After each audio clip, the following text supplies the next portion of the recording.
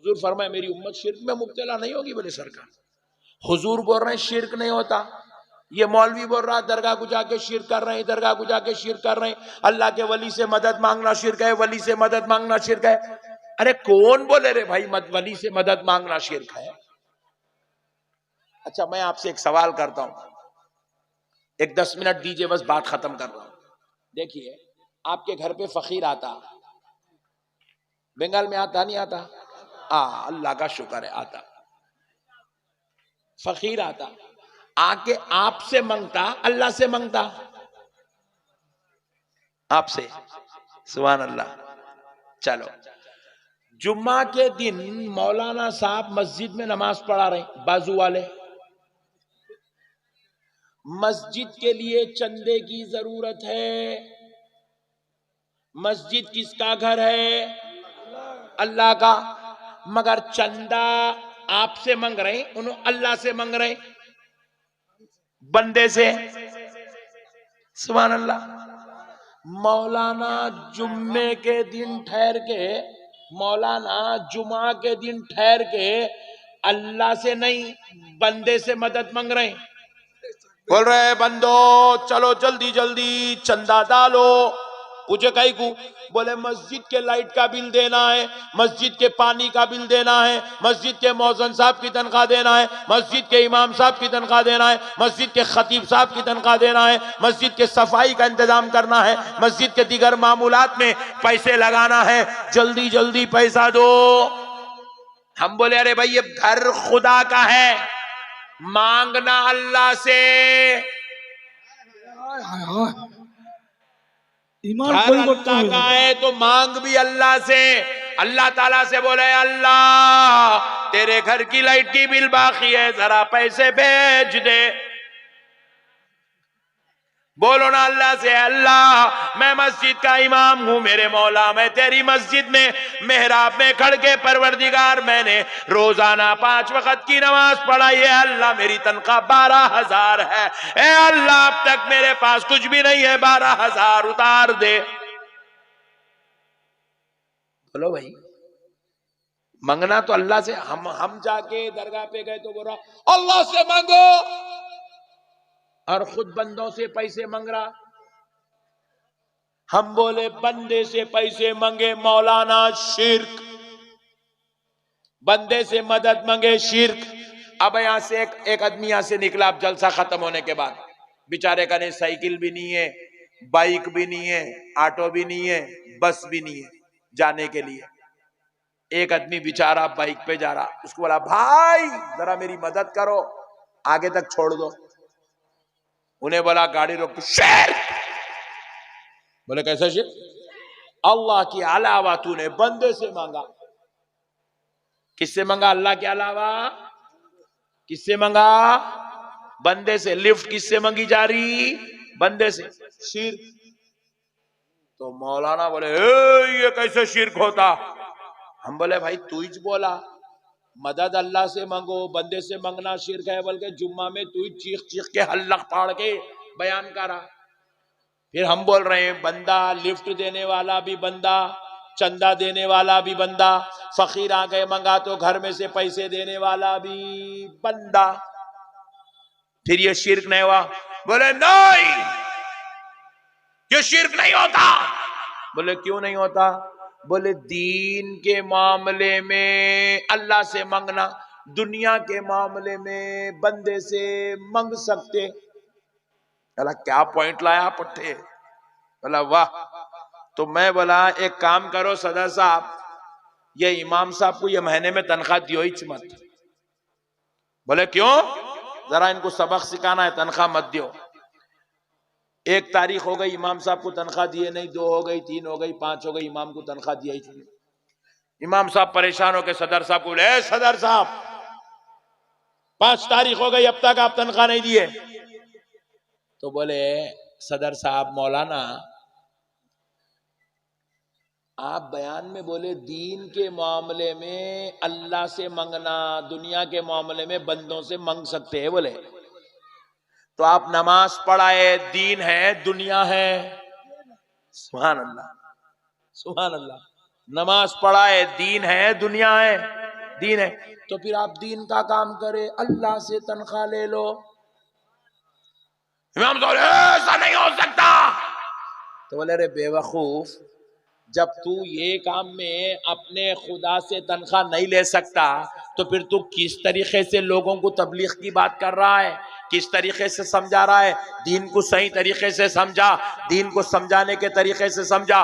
सुनो मुसलमानों, असल मसला क्या है? फकीर बंदे से मांगा, शिरक नहीं हुआ। इमाम मस्जिद में चंदा मांगा, शिरक नहीं हुआ। बंदा लिफ्ट मांगा, शिरक नहीं हुआ। इमाम तनख्वाह मांगा, शिरक नहीं हुआ। अल्लाह की कसम नहीं हुआ। क्यों नहीं हुआ? सुनो, ये दुनिया दारुल अस्बाब है। ये दुनिया क्या है? बोलो, दारुल अस्बाब। सबब से दुनिया चलती, सबब से दुनिया चलती। देखो, कोई आदमी शादी होती है, बीवी मिल जाती है, बीवी सबब है किस बात का? औलाद होने का। बीवी के बगैर कोई बाप नहीं बन सकता। कोई आदमी दुआ कराए, अल्लाह मुझे 4 बच्चे दे दे, मौला मुझे 4 बच्चे दे दे, ऐ अल्लाह मुझे 4 बच्चे दे दे। शादी नहीं कर रहा, पूरी जिंदगी सजदे में सर रख के जिंदगी गुजार दिया। ऐ अल्लाह 4 बच्चे दे दे, मरे तक भी दुआ करा तो बच्चे पैदा होते? बोलो भाई, नहीं होते। कोई भी आदमी क्या कर रहा? घर में बैठ के बोल रहा है, अल्लाह मेरे घर में खर्चा है, घर का किराया है, चावल लाना है, दाल लाना है, तेल लाना है, ए अल्लाह बच्चों की स्कूल की फीस देना है, बीवी का इलाज कराना है, माँ बाप को दवाखाना ले जाना है। अल्लाह 50,000 की जरूरत है, मौला आज रात में 50,000 उतार दे। खबर में गए तक भी 50,000 नहीं उतरते। अल्लाह ताला बोले ये दारुल अस्बाब है, नौकरी कर पैसे आते, कारोबार कर अल्लाह असबाब बनाता, तिजारत कर अल्लाह असबाब बनाता। तिजारत पैसों का सबब है, कारोबार पैसों का सबब है, नौकरी पैसों का सबब है। बगैर सबब के ना तुम्हें कारोबार, ना तुम्हें पैसा मिलेगा, ना तुम्हें औलाद मिलेगी, ना तुम्हें रिज़्क़ मिलेगा, ना तुम्हें सेहत मिलेगी। एक आदमी बीमार हो गया, बीमारों के बनाया, अल्लाह अल्लाह अल्लाह अल्लाह, मेरे को हार्ट प्रॉब्लम हो गया, मेरे वॉल बंद हो गए, परवरदिगार परवरदिगार मेरे को सेहत दे दे। मर जाता मगर सेहत नहीं आती। अल्लाह ताला फरमाए, जाके तबीब को बता, वो तबीब दारुल अस्बाब का एक सबब है, उसको बता, वो दवा लिखेगा, वो खा, वो खाने के बाद भी शिफा देने का काम अल्लाह का। ये दुनिया दारुल अस्बाब है। इसीलिए दोस्तों, हम भी औलिया अल्लाह को खुदा समझ के मदद नहीं मांगते, खुदा का महबूब समझ के मदद मांगते। सुभान अल्लाह, सुभान अल्लाह। ये दारुल अस्बाब है। क्या है ये? दारुल अस्बाब है। देने वाला अल्लाह होता है, नौकरी सबब होती है। देने वाला अल्लाह होता है, बीवी सबब होती है। शिफा का देने वाला अल्लाह है, दवा सबब है। औलाद का देने वाला अल्लाह है, बीवी सबब है। इसी तरह दुआओं का कबूल करने वाला अल्लाह है। औलिया अल्लाह सबब भी है, वसीला भी है। सुभान अल्लाह, सुभान अल्लाह। उनसे मांगना शिर्क नहीं है, अल्लाह की कसम नहीं है।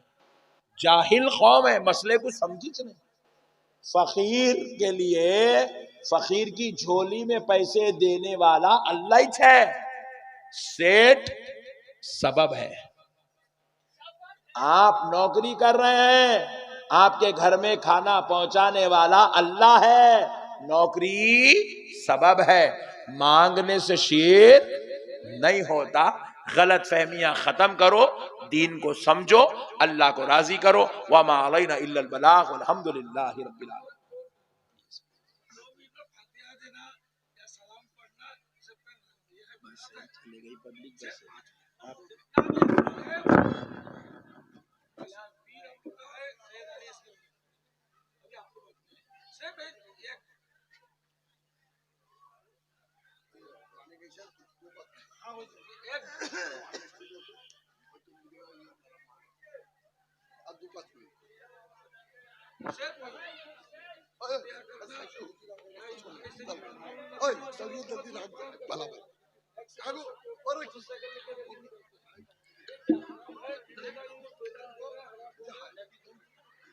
एक बार दरूद पाक पढ़ लीजिए, अल्लाहुम्मा सल्ली अला सय्यदिना मुहम्मद व अला आलिहि व सहबिहि अफ़ज़ल सलावातिका व आददा मालूमातिका व बारिक व सल्लिम सलातुम व सलामुन अलैका या रसूलल्लाह सल्लल्लाहु अलैहि वसल्लम।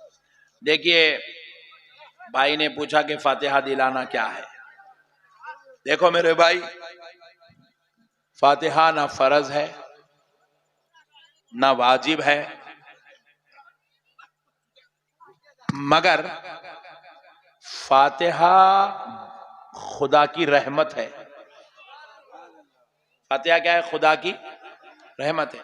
अब बाज लोग पूछते हैं सामने रख के कहीं को दिलाते, तो अब इसका जवाब सुनिए।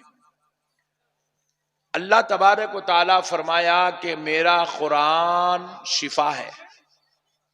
कुरान क्या है? वनुनज़्ज़िलु मिनल कुरआनि मा हुवा शिफाउन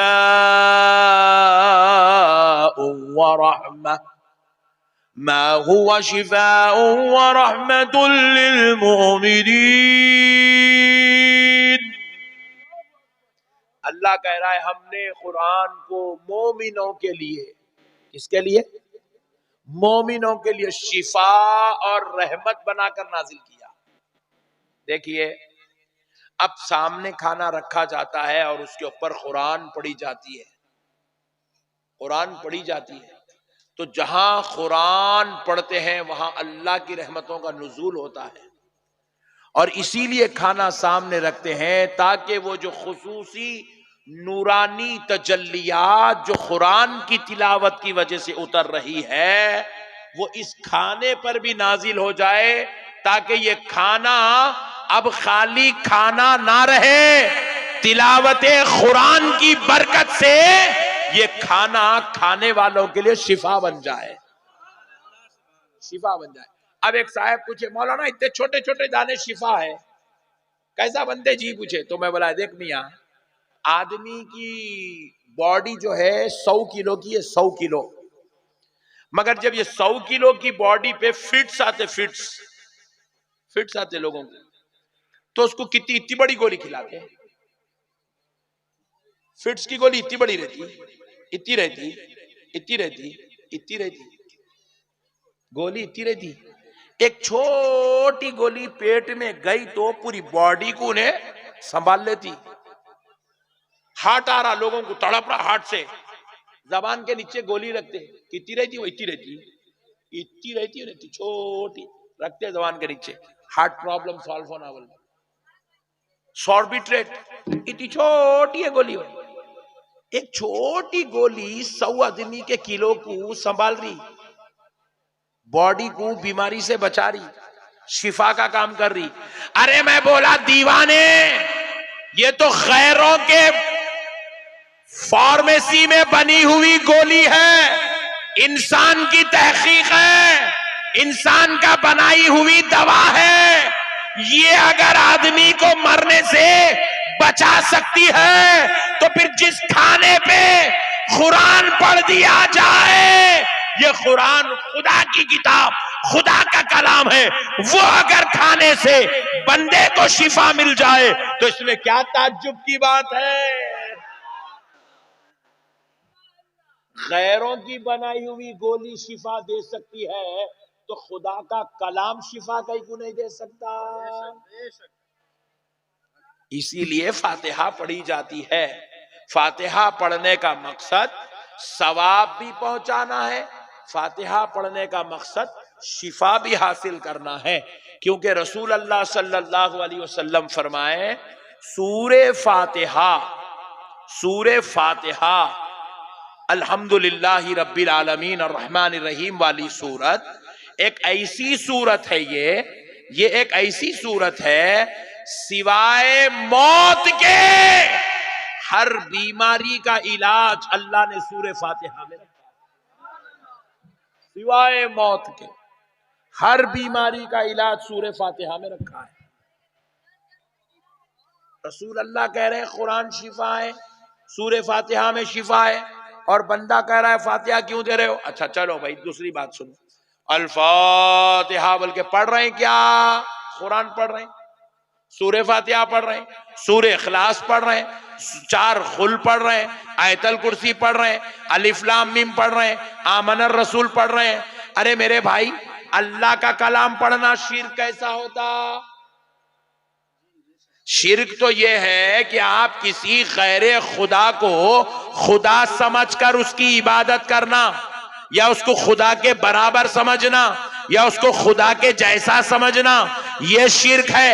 ये फातिहा में तो कुरान पढ़ा जा रहा है, यह शिर्क कैसे हो सकता? अल्लाह ताला तो कह रहा है कुरान पढ़ो, कुरान पढ़ो, कुरान तुम्हारी हिदायत की किताब है। हमने कुरान मोमिनों के लिए रहमत बना के नाजिल किया है। अल्लाह कह रहा है कि कुरान की तिलावत भी तुम्हारे लिए रहमत है। और फिर हम तो कुरान पढ़ रहे हैं फातिहा की सूरत में, मगर जालिम कह रहे हैं कि यह शिर्क है। अजीब और गरीब बेवकूफ कौम है। इसमें शिर्क की क्या बात है भाई? इसमें बिदअत नाजायज होने की क्या बात है? तो इसलिए मेरे प्यारे भाइयों, अल्लाह का वास्ता, ये बेकार लोगों की बातों में आकर अपनी आखिरत को बर्बाद मत करो। अब रहा दूसरा मसला सलाम के ताल्लुक से। सलाम हम लोग पढ़ते हैं, या नबी सलाम अलैका, या रसूल सलाम अलैका, या हबीब सलाम अलैका, सलावतुल्लाह अलैका। पढ़ते नहीं पढ़ते? बाजू वाले बोले शिर्क कर रहे, बोले दरगाह में जाके शिर्क कर रहे, मस्जिदों में शिर्क का मरकज बना दिए, सलाम पढ़ रहे, शिर्क है। क्या बेवकूफ जाहिल कौम है। अब आप देखिए, हम तो भी सुन्नी लोग नमाज के बाहर सलाम पढ़ रहे हैं नहीं, मगर अल्लाह नमाज में सलाम पढ़ा रहा, नमाज में सलाम पढ़ा रहा। अल्लाह ताला कहां पढ़ा रहा? देखिए, अत्तहियातु लिल्लाहि वस्सलावातु वत्तय्यिबात, कायदे में बैठ के पढ़ते हैं। अस्सलामु अलैका अय्युहन नबी,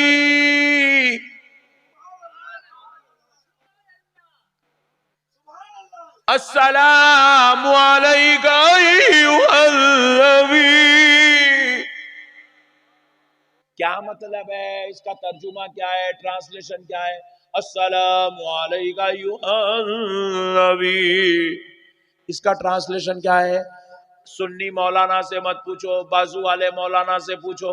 बोले मौलाना अस्सलामु अलैका अय्युहन नबी अरबी है, इसका उर्दू में ट्रांसलेशन करो तो मौलाना पेपर पे लिख के देंगे, या नबी सलाम अलैका। यही है उसका ट्रांसलेशन, या नबी सलाम अलैका। अरे नमाज में बैठ के तू पढ़ रहा, अल्लाह तेरे से पढ़ा रहा, शिर्क नहीं हुआ। बाहर निकल के पढ़ा तो शिर्क कैसा होता? अच्छा, एक बात। दूसरी बात देखो, हम लोग या नबी सलाम अलैका, कितने नबियों पे सलाम पढ़ रहे हैं? एक नबी पे। कितने नबी पे? एक नबी पे। या रसूल सलाम अलैका, कितने रसूलों पे सलाम पढ़ रहे हैं? एक रसूल पे। कौन है वो नबी और रसूल? हमारे प्यारे आका सल्लल्लाहु अलैहि वसल्लम। अब कुरान देखो, हम तो सलाम में एक ही नबी एक ही रसूल पे सलाम पढ़ रहे हैं। कुरान देखो, कुरान वो भी नमाज के अंदर मौलाना साहब खड़े हो गए, सूरह फातिहा पढ़ लिया, गैरिल मग़दूबि अलैहिम वलद्दाल्लीन। अब आगे पढ़ रहे हैं, सुब्हान रब्बिका रब्बिल इज्जति अम्मा यसिफून व सलामुन अलल मुरसलीन।